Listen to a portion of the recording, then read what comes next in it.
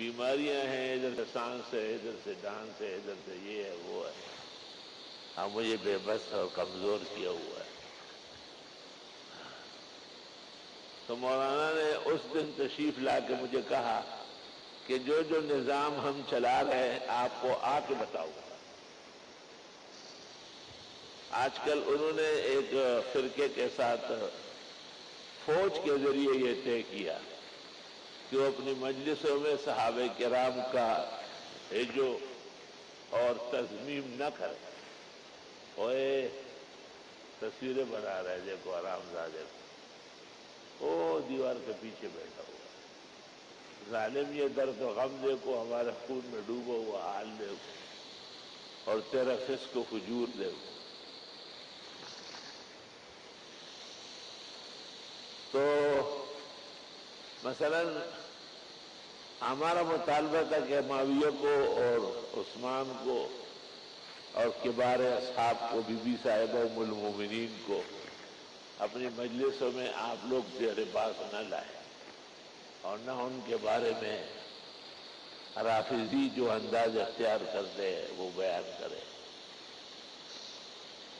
تو سرسری تو انہوں نے بھی کہا کہ ہاں بالکل کوئی فائدہ نہیں ہے، اور جب ہم کو کہا گیا تو ہم نے کہا کہ ہم تو علی و فاطمہ و حسنین اور ان کے سارے گھرانے اور ان کے جوتے اور ان کی نسبتوں کو سر کا تاج سمجھتے ہیں۔ ہمارے یہاں تو پوری دنیا میں ایک خیال نہیں ہے کہ کسی نے ان اکابر بزرگوں کے بارے میں کچھ کہا ہو۔ تو ان کے جن لوگوں نے یہ بات چیت کی تھی، بڑے جو گلے سڑے تھے، انہوں نے ان کی بہت بے عزتی کی کہ پھر ہمارے مذہب میں رہ کیا گیا؟ ہمارا تو کام ہے صحابہ کہے جو ان کی مذمت، ان کو برا بلا کہنا اور لوگوں کو جو ہے لڑانا جڑانا۔ تو اس فیصلے پر مولانا کی بہترین کاوش ہے اور بہت ہی جامع کوششوں سے فوج آگے بڑھی، اور فوج کے جو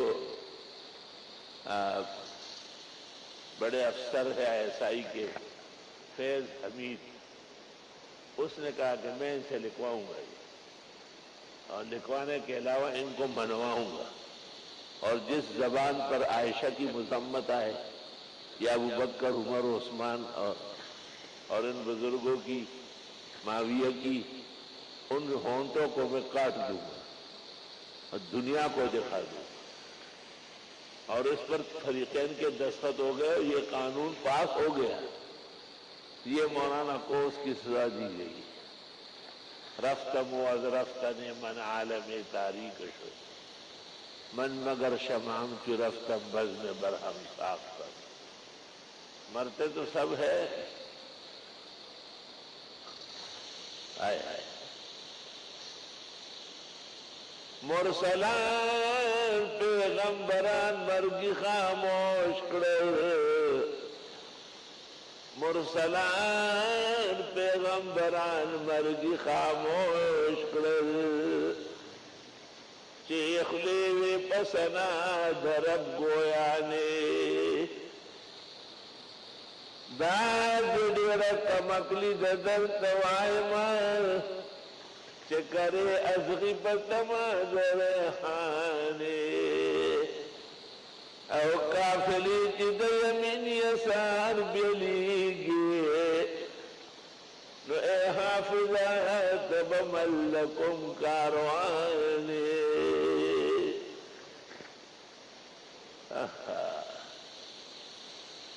درد دل سوز جگر، میں نے کچھ ادویہ کھائی تھی، اس کی وجہ سے غنودگی کے عالم میں تھا، اور پروگرام میں دیکھ رہا تھا کہ مولانا کی دارالعلوم کراچی سے واپسی پر ان کی گاڑی پر فائرنگ ہو گئی، لیکن اس وقت دکھا رہے تھے کہ 2 آدمی، ایک ڈرائیور اور ایک اور زخمی ہو گئے۔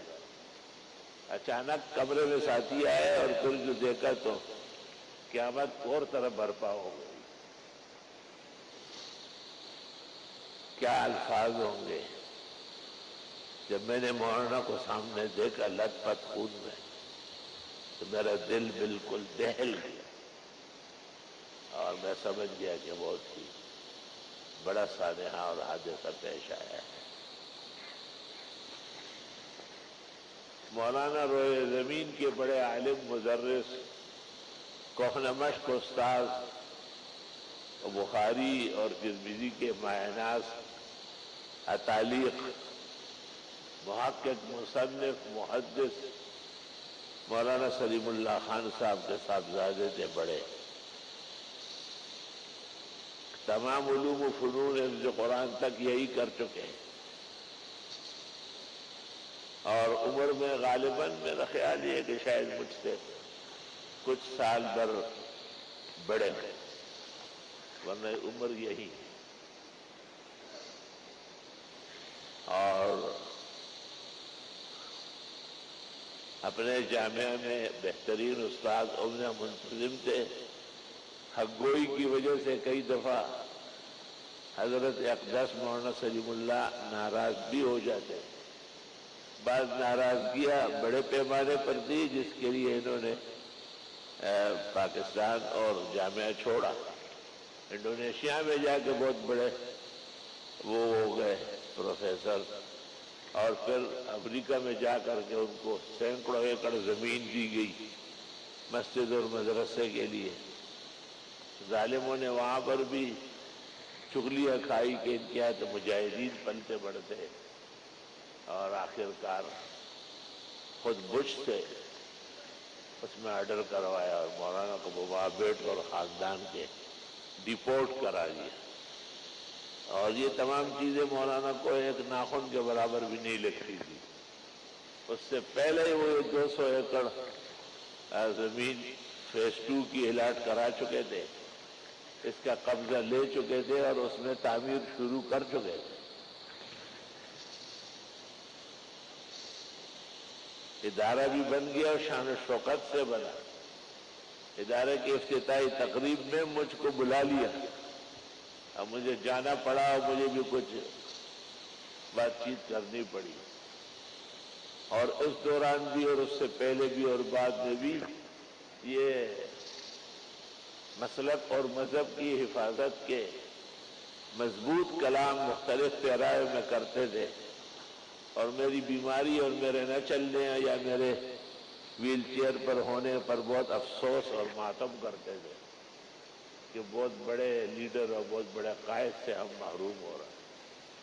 اور پھر میری تسلی کے لیے کہتے تھے کہ میں ہر پروگرام سے پہلے یا بعد میں یہیں آؤں گا، اور اسی طرح ایک ہفتے میں 2 دفعہ ان کو آنا ہوا، اور فرمایا آپ سے رابطہ فون پر نہیں ہوگا، خود پیش ہونا پڑے گا۔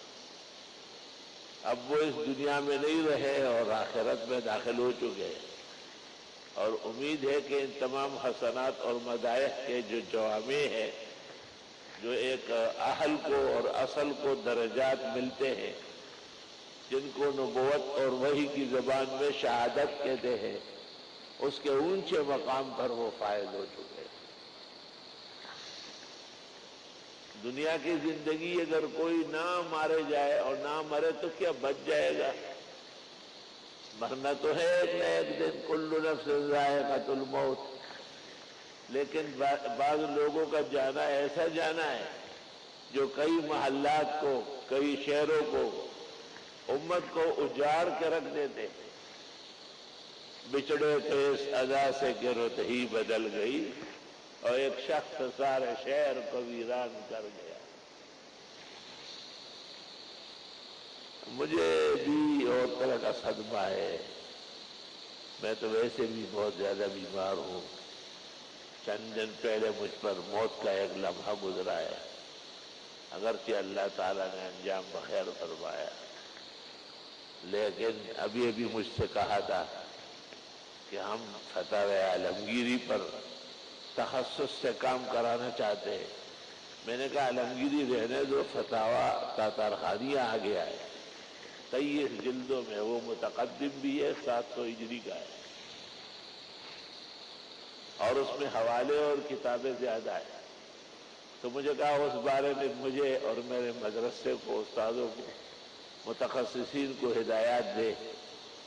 اور ہم سب یہاں، میں نے کہا نہیں میں وہاں حاضر ہو جاؤں گا، آدھا گھنٹہ 20 منٹ میں یہ سب کام نمٹا دوں گا، اور انشاءاللہ فتاوی تاتار خان پر آپ کا کام اتنا عجوبہ ہوگا جیسے فیز 2 آپ کا عجوبہ ہے۔ بہت خوش ہو گئے، بے انتہا خوش ہو گئے، کہتے ہیں آپ تو کھانا بھی نہیں کھاتے، تمہیں اتنی گائے، اتنے بکرے، اتنے مینڈے، آپ یہاں بھیج دو۔ میں نے کہا ضرور بھیجیے گا، ٹرک بھر کے بھیجیے گا۔ اور اس کے بعد یہ افسوسناک بات سننے میں تو آنی تھی، مولانا عبید اللہ خالد جو ان کے چھوٹے بھائی ہے اور وہ بڑے ادارے کے ذمہ دار ہے، وہ گھر سے دراز سے کورونا وائرس سے دوچار ہے اور بالکل چھلنی کی طرح ہو چکے ہیں، بات چیت تک نہیں کر سکتے۔ کاش کہ وہ تو صحت مند ہوتے اور خدا ان کو بہت جلد کامل و اکمل صحت دے۔ خوف و خطر ہے کہ اس سانحہ کو وہ برداشت نہ کر سکے۔